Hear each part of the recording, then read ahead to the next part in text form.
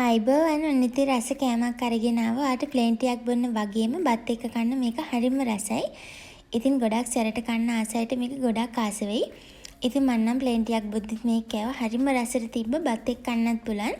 ඉතින් අපි බලමු කොහොමද මේක හදාගන්නේ, මොන වගේ දේවල්ද අපිට ඕන වෙන්නේ කියලා. මුලින්ම අපිට ඕන වෙනවා උමිරිස් කරල් 10ක් විතර. ඉතින් මේ උමිරිස් කරල් ටිකක් ලොකු ප්‍රමාණයේ ඒවා. ටිකක් වැඩි මහත ඒවා ලොකු උමිරිස් කරල් ගන්න, පොඩි ඒවා ගන්න එපා. දැන් අපි මේක පලා ගන්න ඕනේ. උඩ හරියෙන් නෙවෙයි යට හරියෙන් මෙන්න මේ විදිහට වෙන වෙන විදිහට පිහියෙන් කපා ගන්න මේ වගේ. ඉතින් ලොකු ප්‍රමාණයේ උමිරිස් කරල් අරගන්න, පොඩි ඒවා ගන්නේ නැතිව මෙන්න මේ වගේ වෙන වෙන විදිහට කපා ගන්න. මම මෙතන කරල් 10ක් වගේ තමයි අරගත්තේ. ඔයාට ඊට වැඩිපුර ගන්නත් පුළුවන්.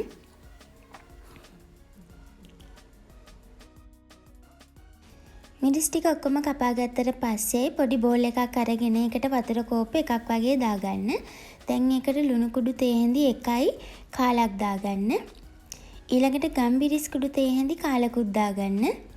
දාලා දැන් මේ ටික ඔක්කොම හොඳට මිශ්‍ර කරගන්න, ලුණු ටික හොඳට දිය වෙන විදිහට.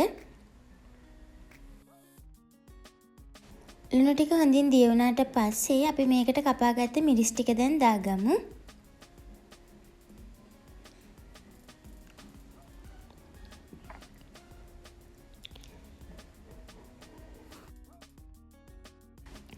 මිරිස් ටික දාලා මෙන්න මේ වගේ හොඳට හොඳට ලුණු වතුර ඇතුළට යන විදිහට ගිල්ලවන්න.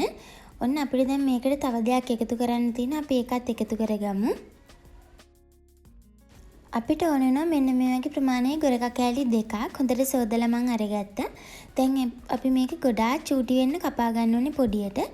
ඉතින් ආට මේකට ගොරක දාන්නත් පුළුවන්, සියඹලා දාන්නත් පුළුවන්. සියඹලා දානවා නම් සියඹලා වල ඇටේ ඉවත් කරලා පොඩි කරලා දාගන්න. ගොරක දානවා නම් මේ වගේ හොඳට පොඩියට කපා ගන්න ඕනේ.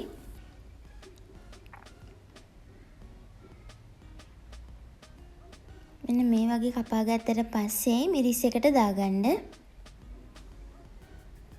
දාලා දැන් හොඳට මිශ්‍ර කරන්න. මේ ගොරකවල තියෙන රස, ඇඹුල් රස හොඳට වතුරට මිශ්‍ර වෙන විදිහට කලවම් කරලා මිරිස් ටික පෙඟෙන්න තියන්නේ විනාඩි 20ක්.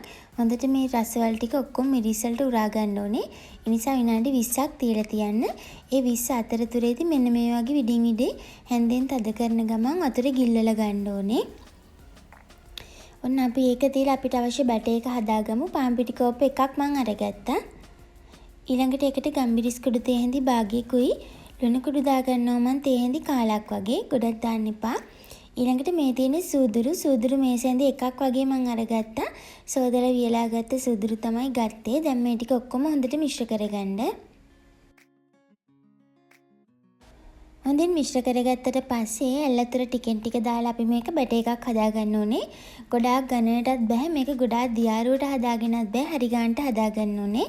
වතුර ටිකෙන් ටික තාලයි හදාගන්න ඕනේ. මං හරි ගානවට පෙන්නන්නම්. එතකොට ආට හරියට මේක හදාගන්න පුළුවන්. වතුර ටිකෙන් ටික දැම්මාම හරි.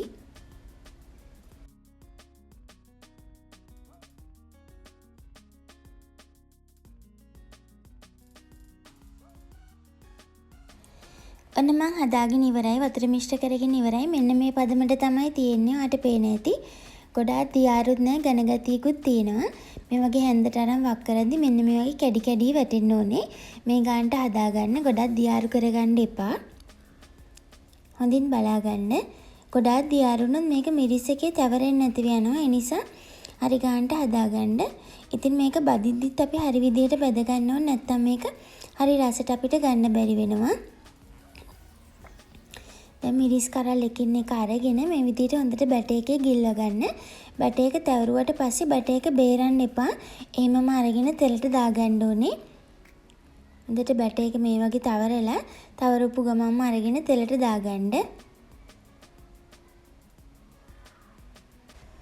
තෙල් එක හොඳට රත් වෙලයි තියෙන්නේ. මම තෙල් එකට එකතු කරගත්තා. මම මේ වගේ පෑන් එකක් පාවිච්චි කරන්නේ. එතකොට අපිට ඔක්කොම එක සැරේ බෙද ගන්නත් පුළුවන්.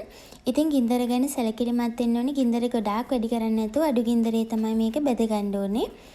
ඉතින් මිරිස් කරල් පරන්න නැතුව එහෙම එකතු කරන්න එපා. එමුණොත් මේක බෙදෙද්දි පුපුරනවා. ඒ නිසා මං කිව්ව විදිහටම මිරිස් කරල් පළලා අර වතුර මිශ්‍රණය දාලා ගන්න. එතකොට ගොඩාක් රස වැඩි වෙනවා.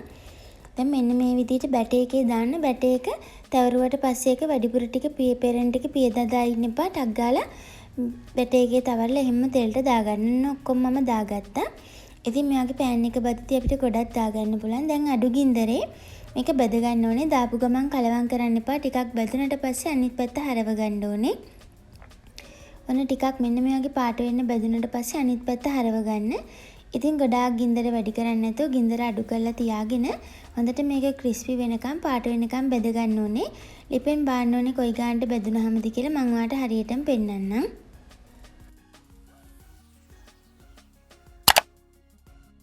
ඔන්න දැන් හොඳට බෙදලා තියෙන මෙන්න මේ ගානට බෙදෙන්න ඕනේ.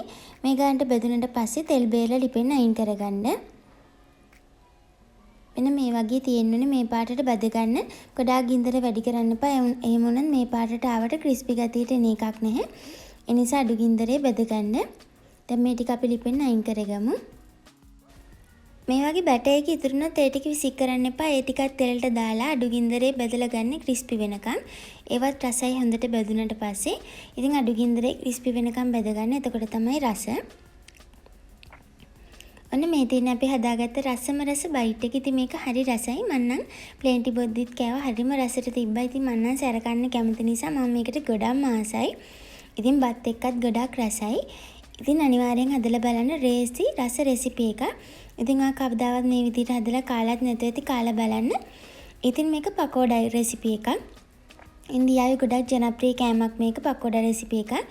ඉතින් අනිවාර්යෙන් හදලා බලලා රස කොහොමද කියලා මට කියන්න. වීඩියෝ එක බලපුවාට ගොඩාක් ස්තුතියි. මතක ඇතුව මාව subscribe කරන්න. ඒ වගේම like එකක් comment එකක් දාන්නත් අමතක කරන්න එපා. ඉතින් වීඩියෝ එක බලපුවාට ගොඩාක් ස්තුතියි. හදලා බලලා රස කොහොමද කියලා කියන්න. මේ වගේ රසවත් වීඩියෝවකින් අපි නැවතත් හමු වෙමු.